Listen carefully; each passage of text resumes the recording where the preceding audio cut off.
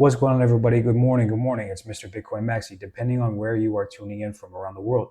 Now, before we get into today's video, I need a favor to ask of you all. A lot of you that return and watch my videos, some of you guys aren't subscribed. If you can please consider hitting that subscribe button, as it helps YouTube push my channel to more and more people around the world, which I'm ultimately trying to help, as that's why I started this channel.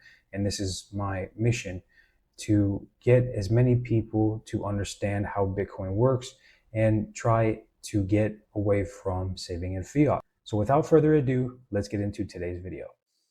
Now let's imagine two people, Alex and Ben, both staring at the same financial starting line today. Ben does the safe thing. He takes $10,000 and hunts down the best high yield savings account he can find. He's earning a solid interest rate, his money is protected, and he can sleep soundly at night.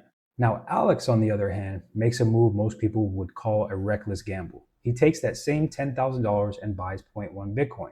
He's diving headfirst into a world of dizzying price swings, complex tech, and absolutely zero guarantees.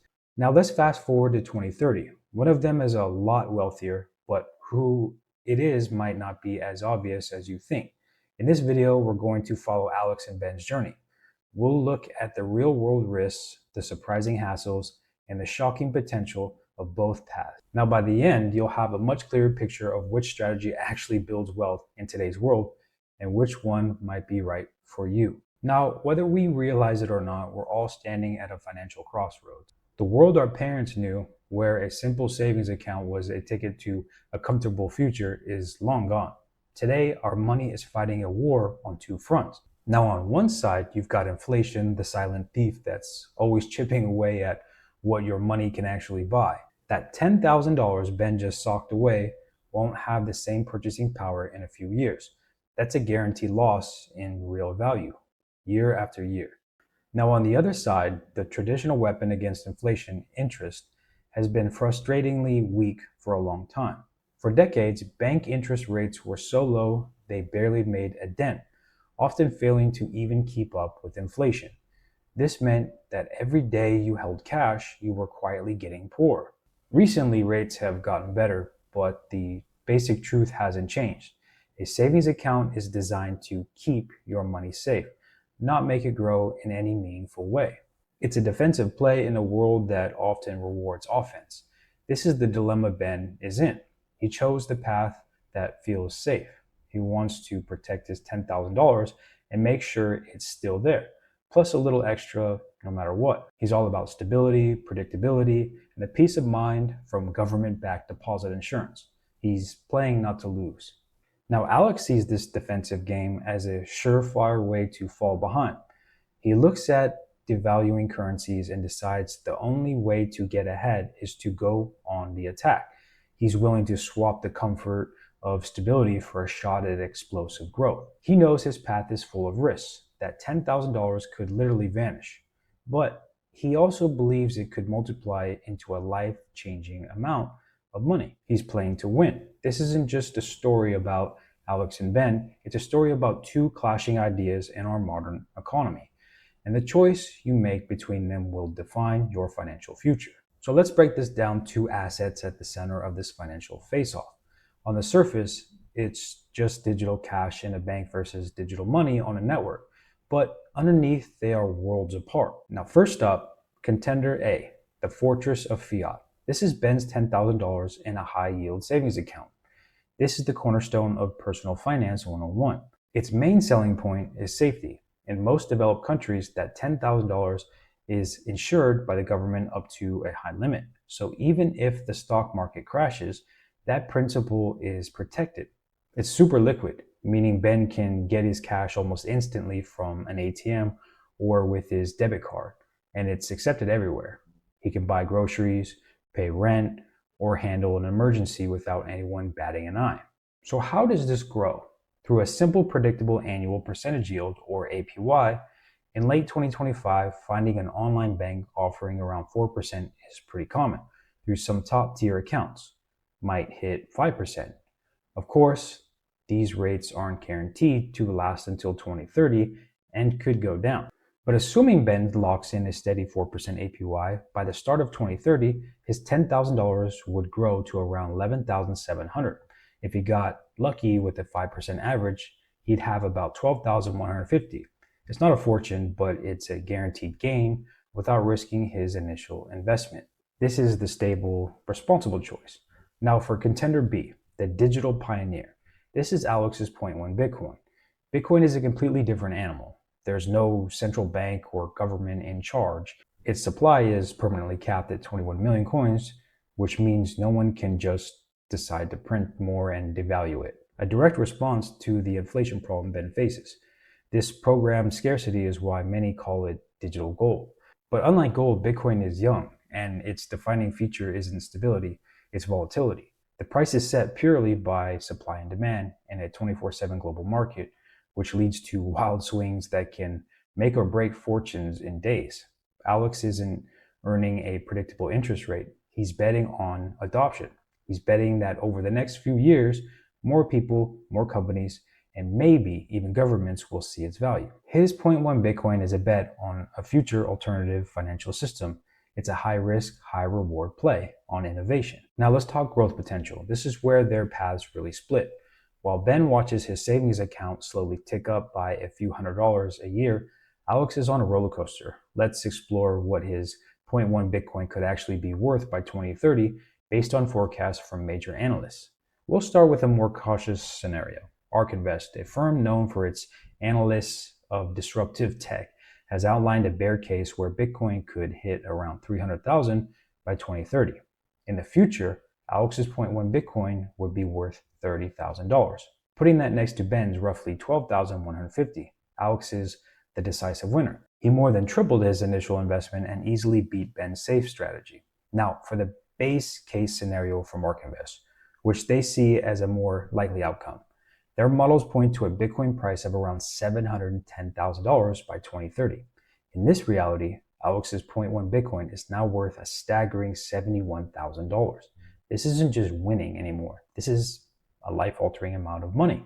It's a down payment on a house, seed money for a business, or serious capital for other investments. This is the kind of result that makes all the risk and sleepless nights worth it. Finally, let's look at the hyper-bullish case. In a recent interview, ARK Invest CEO Cathie Wood noted that while their official bull case was 1.5 million, she was trimming it to a target of 1.2 million per coin by 2030. She explained that the rapid growth of stablecoins is handling some of the payment uses they once expected Bitcoin to fill. In a world where one Bitcoin is worth 1.2 million, Alex's stake is worth $120,000 at this level. Comparing it to Ben's 12,150 feels almost silly. Alex hasn't just built wealth, he's on a completely different financial planet. These are just forecasts, not guarantees, but they show the incredible asymmetry of the bet. Ben's best case scenario is capped and barely moves the needle. Alex's outcome has the potential for exponential growth that, while far from certain, is at least on the table. Now, before you run off to swap your savings for Bitcoin, we need a serious reality check. The potential for mind-blowing rewards comes from the potential for gut-wrenching losses. The road to those 2030 price targets won't be a smooth ride. It will be a brutal climb with incredible peaks and terrifying drops. Bitcoin is famously volatile. It's not unusual for its price to fall 20% in a single day or over 50% in a few months. Imagine watching your $10,000 investment suddenly become $5,000. Would you have the nerve to hold on, or would you panic sell at the worst possible time? Now, that mental toughness is a hidden requirement for Bitcoin strategy, and market swings aren't the only danger. Alex faces regulatory risks. What if major countries try to ban it? He faces technological risk. What if a fatal flaw is found in the code? And he faces security risk. What if the exchange he uses gets hacked, or he loses his private keys and his funds are gone forever? Now, in the world of Bitcoin, being your own bank means you're also your own head of security with no customer service line to call for help. Ben deals with none of this. His $10,000 will never wake up and be worth half as much. His bank has robust security and his deposit is insured.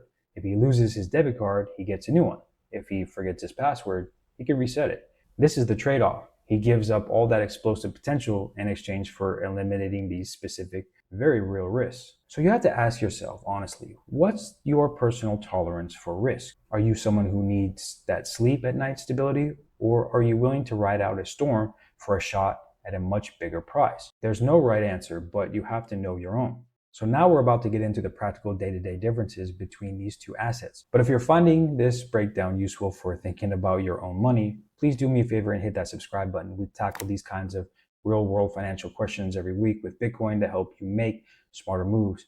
And while you're at it, let me know in the comments, which side are you on so far? Ben's safe savings or Alex's Bitcoin bet?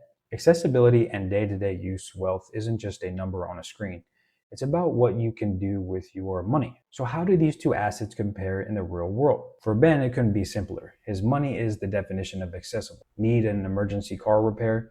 Swipe the debit card. Want to buy a plane ticket? Enter the card number online. His money just works. It's plugged right into the global financial system. That convenience is its own form of wealth. For Alex, things are a bit more complicated. Just to get his 0.1 Bitcoin, he had to sign up for an exchange, learn about fees, and then figure out how to secure it with things like digital wallets and seed phrases. That learning curve is a real barrier for a lot of people. And what about spending it? While the network is growing, you still can't easily buy your coffee or pay your rent with Bitcoin to use it for most things. Now, Alex would have to sell it on an exchange, turn it back into dollars, and wait for it to hit his bank account, a process that takes time and has fees. Then there's the huge risk of security. Ben's account is protected by layers of security and federal insurance. If the bank gets into trouble, he gets his money back. Alex has no safety net. If he clicks on a phishing link or loses the piece of paper with his backup phrase on it, his Bitcoin could be gone forever. The responsibility is 100% on him. This is the great paradox of being your own bank.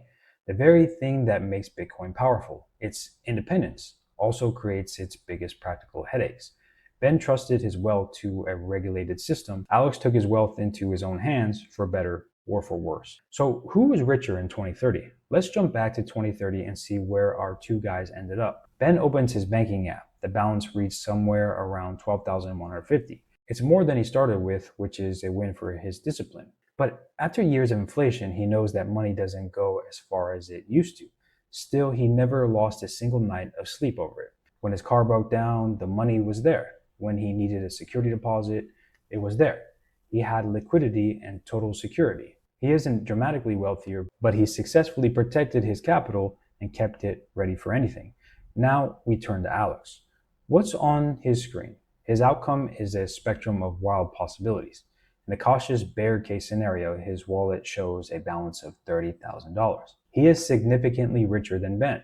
He's happy with the return, but he might look back and wonder if the stress of the journey was worth it. In the optimistic base case scenario, his wallet holds $71,000. This is a life-changing result. He and Ben started at the same place, but now live on different financial realities. Alex has a serious chunk of capital to think about major life goals, investments, or career risks that Ben simply just can't. He is undeniably richer, not just in dollars, but in freedom and opportunity. In the hyperbolic case scenario, where his 0.1 Bitcoin is worth $120,000, Alex has won the game in spectacular fashion. His one decision has completely changed the course of his life, generating a sum that would have taken decades to save the old-fashioned way.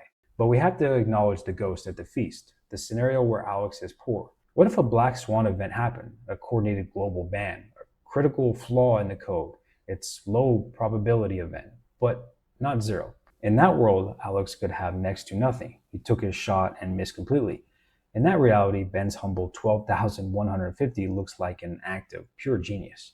So which paths make you richer? After all this, it's clear the answer to which makes you richer really depends on how you define rich.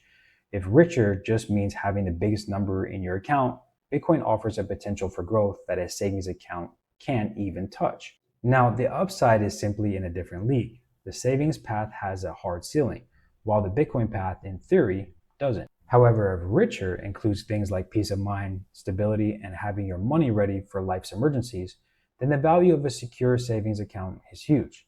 That security isn't its own form of wealth.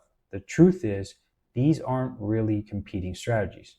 They're different tools for different jobs. A savings account is for preserving wealth and managing short-term needs. Bitcoin is a tool for generating wealth, which comes with the risk of destroying it. Maybe the smartest move isn't to be Alex or Ben, but to be a bit of both. Build a strong foundation with safe liquid savings for emergencies and goals. Then consider allocating a small specific portion of your capital money you can truly afford to lose to high risk, high reward assets like Bitcoin. Now, this hybrid approach lets you protect your present while still investing in a radically different future. Ultimately, you're the one at the crossroads. Will you choose the well-worn path of stability or the wild, uncharted trail of innovation? Understanding exactly what you're trading away is the first step to building your own version of a richer life. So what do you think is the smartest play for the next 5 years? I genuinely want to know. Drop your Bitcoin price prediction for 2030 in the comments below. And if you enjoyed this breakdown, check out the video on the screen. And please, if you're not already, consider hitting that subscribe button. I'm Mr. Bitcoin Maxi, and remember, we are all Bitcoin Maxis, and I'll see you all in the next video. Have a good day as always.